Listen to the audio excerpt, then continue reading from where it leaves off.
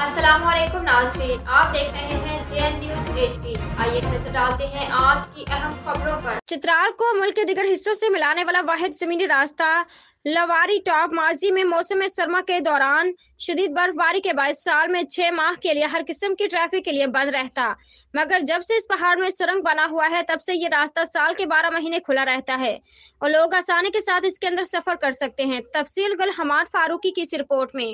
چترال کو ملک کی دیگر حصوں سے ملانے والا واحد زمینی راستہ لواری ٹاپ جو سطح سمندر سے 10,500 فٹ کی بلندی پر واقع ہے۔ ماضی میں یہ راستہ ہر سال 4 سے 5 ماہ کے لیے شدید برفباری کے باعث ہر قسم ٹریفک کے لیے بند رہتا۔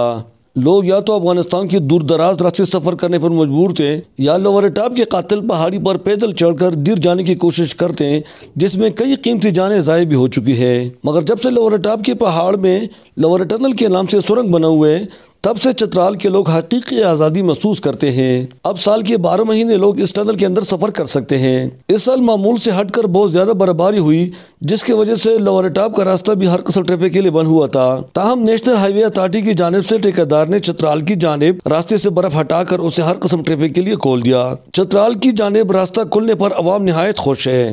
ابھی یہ روڈ الحمدللہ بالکل ٹھیک ہے۔ چترال انتظامیہ کا ہم شکر گزار ہیں، بغیر چین ہم اس روڈ پہ آتے ہیں۔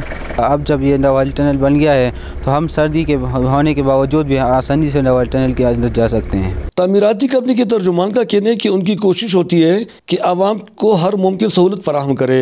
نیشنل ہائی وے اتھارٹی کے اہلکار انعام الحق کے مطابق ان کا ادارہ عوام کی خدمت کے لیے دن رات اپنا فرائض انجام دیتے ہیں۔ جیسے آپ دیکھ رہے ہیں روڈ کا سرفیس بالکل کلیئر ہے، ہر طرح کا ٹریفک روا دوا ہے۔ تاہم عوام نے شکایت کی کہ ضلع دیر کی جانب ٹھیکیدار نے کام صحیح نہیں کیا تھا اور عوام کو 4 سے 5 گھنٹے شدید سردی میں لواری ٹنل کے سامنے انتظار کرنا پڑا۔ ہم ٹنل کے اندر جو ہے نا، میں خود 2 کلومیٹر پیدل ٹنل سے باہر آیا ہوں اور میری گاڑی پہ بیمار بھی ہے اور کیا نام ہے، بوڑھا بھی ہے، جوان بھی ہے اور سارے ادھر آئے ہیں پیدل۔